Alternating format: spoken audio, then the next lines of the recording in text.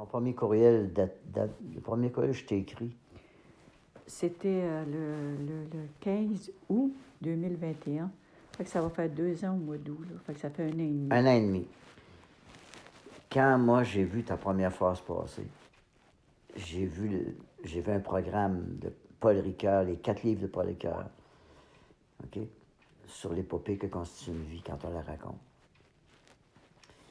Et là, ce qui m'a fasciné, c'est de découvrir au fur et à mesure, on a commencé un échange épistolaire, et ce qui m'a fasciné, c'est de voir que, après avoir lu là, tes 12 livres, de voir que la grandeur de ton œuvre n'était pas reliée à tes intrigues, n'était pas reliée à le rapport historique, n'était pas reliée au romantisme.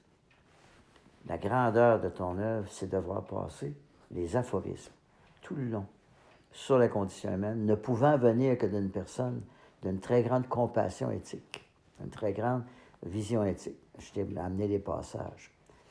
Okay? Mais au fur et à mesure de tes courriels, ce que j'ai noté aussi, c'est que le rapport avec ta famille et tes enfants et tes petits-enfants comme femme avait une très grande harmonie avec ton écriture. L'un et l'autre tenaient la route. Moi, j'ai beaucoup lu dans l'histoire de la littérature, dans l'histoire du roman. En général, on ne voit pas ça. Ah, on ne voit pas ça. La plupart des romanciers, que ce soit en Allemagne, en France, au Québec, en Angleterre, aux États-Unis, ont un rapport distordu entre leur vie privée et leur écriture. Chez toi, le fil d'or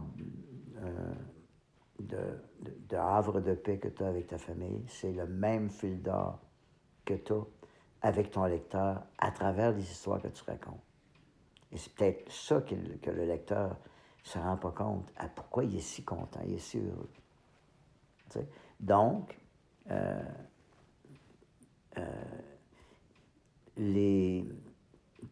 quand je mets sur mon blog les courriels que tu m'as envoyés à travers nos échanges, ce que je me rends bien compte, c'est que le jour où la bonne personne tombera là-dessus, elle va avoir sur ton œuvre un regard beaucoup plus majeur.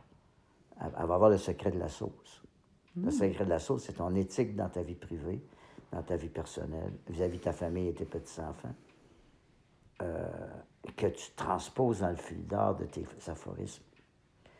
De là, cette quête du grand amour à travers ton œuvre. Chaque roman est quelqu'un qui visait le grand amour, qui en est empêché dans la vie, puis qui, à la fin,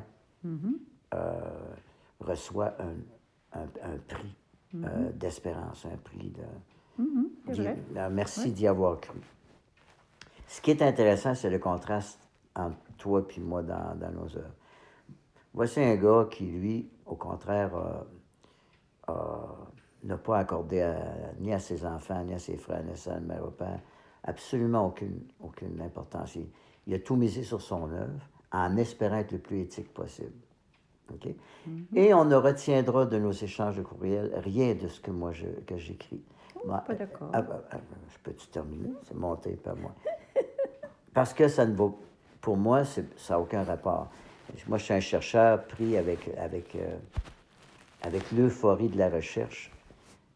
Alors que chez toi, ce qu'on va retenir, et c'est pour ça que je dis que la conclusion de ça, c'est la Marcel Pagnol de l'Abitibi.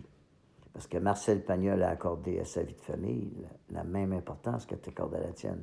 De là, son œuvre, le château de mon père, le château de ma mère, Pagnol est un homme de famille. Et d'ailleurs, il traitait ses acteurs comme des membres de sa famille dans ses choses en noir et blanc. Avec Rému, oui, il a fait de ses films une vie de famille avec les acteurs, il avait une très grande éthique de travail, Marcel Pagnol. Très, très grande éthique. Donc, c'est ça. Donc, le jour où il y a une personne importante qui va découvrir sur Internet, parce que le sens de la formule, c'est la Marcel Pagnol de l'Abitibi, puis le jour où elle va passer par les courriels que tu m'écris, on ne voit que la luminosité de ta personne dans nos échanges de courriels. C'est visible comme deux yeux d'un front. Et quand à cause qu'elle va avoir lu ça, elle va voir ton œuvre, elle ne peut reconnaître que la même luminosité de l'écrivaine en majeur, hein, au niveau de l'éthique de la compassion à travers un grand amour poursuivi. Donc, tu es un havre de paix, autant dans ta vie privée que dans tes romans. Non, Et c'est ça qui va te mener, à un moment donné, à avoir un regard différent même de tes éditeurs, du monde qui t'entoure.